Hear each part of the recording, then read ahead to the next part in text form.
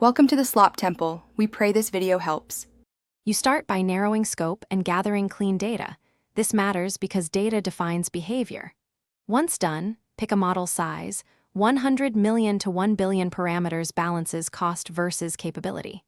Next, build or pick a tokenizer and set vocabulary size to match your corpus. Make sure to provision a GPU with 8 to 16 gigabytes or use cloud credits. Install Python, PyTorch, and tokenization libraries so you can tokenize and stream data without hitting RAM limits. You implement the training pipeline by streaming tokenized examples, batching to fit GPU memory, and shuffling for robust gradients. Then define a transformer.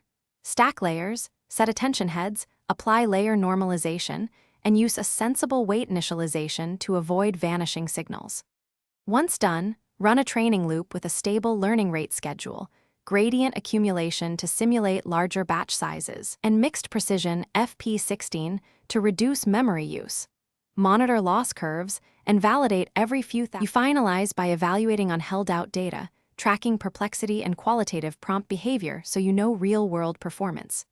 Once satisfied, apply model compression, quantize to int8 or prune layers, then test latency and accuracy trade-offs.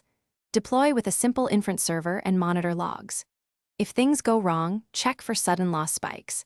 They often indicate learning rate problems, accidental data leakage, or tokenization mismatches. Fix by reverting to a stable checkpoint, lowering the learning rate, and revalidating your tokenizer mapping.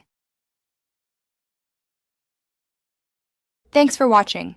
Consider subscribing if we helped you.